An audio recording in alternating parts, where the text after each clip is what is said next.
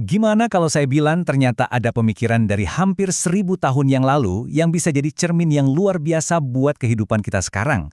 Hari ini kita bakal bedah sebuah mahakarya kuno yang mengungkap 3 bahaya tersembunyi yang sadar atau enggak kita semua hadapi setiap hari. Yuk kita selami bareng-bareng pemikiran hebat ini. Kita semua pernah kan ngerasain momen itu, pas abis ngomong sesuatu, terus langsung kepikiran, duh, kenapa ya tadi aku ngomong gitu? Nah, perasaan inilah yang jadi inti pembahasan kita, sebuah penyesalan yang ternyata udah dipahami banget, bahkan ribuan tahun yang lalu.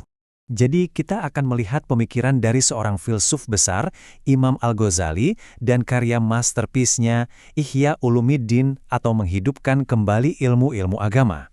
Ini bukan sekedar buku biasa loh, ini semacam panduan lengkap untuk memahami isi hati manusia, biar kita bisa mencapai ketenangan yang sejati. Biar kebayang nih ya, Al-Ghazali itu hidupnya sekitar 1000 tahun yang lalu. 1000 tahun! Fakta bahwa analisisnya tentang sifat manusia masih ngena banget sampai hari ini, itu nunjukin betapa tajam pengamatannya. Ini kebijaksanaan yang benar-benar nggak lekang oleh waktu. Oke, kita masuk ke bahaya yang pertama, dan ini sering banget kita nggak sadari, bahaya yang datang dari ucapan kita, atau yang disebut Al-Ghazali sebagai bahaya lisan. Coba deh perhatiin, penekanannya itu di frasa tanpa kita sadari. Jadi, menurut Al-Ghazali, kerusakan terbesar dari omongan kita itu seringnya bukan karena niat jahat loh, tapi justru karena kita lalai, kata-kata yang pros lepas gitu aja tanpa dipikirin.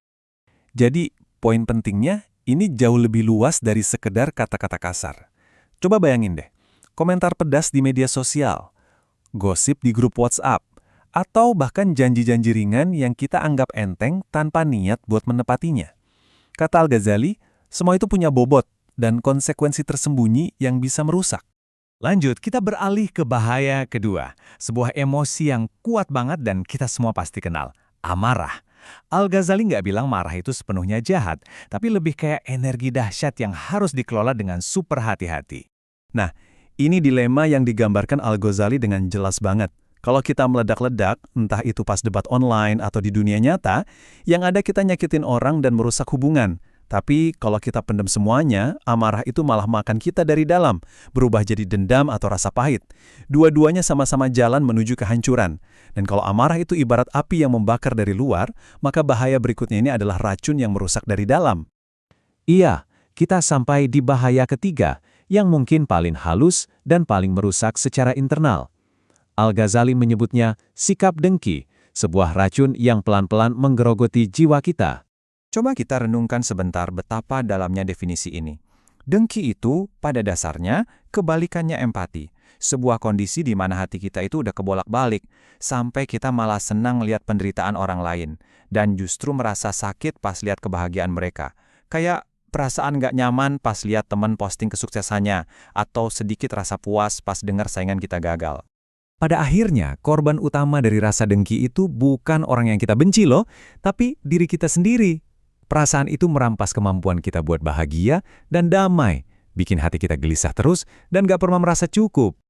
Oke, jadi setelah tahu 3 bahaya ini, ucapan yang merusak, amarah yang gak terkendali, dan dengki yang meracuni, terus kita harus gimana?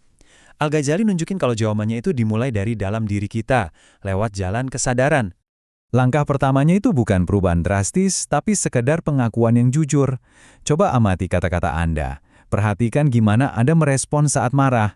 Tanyakan ke diri sendiri dengan jujur. Ada nggak sih sedikit rasa nggak senang pas lihat kesuksesan orang lain? Dan inilah inti pesan dari Al-Ghazali yang paling memberdayakan.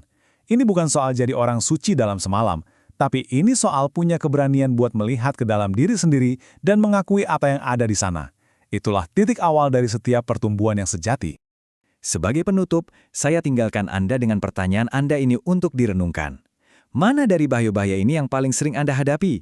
Apakah itu lidah yang terlalu cepat, api amarah yang sulit dikendalikan, atau bisikan halus dari rasa dengki? Mengenalinya adalah langkah pertama untuk mengatasinya.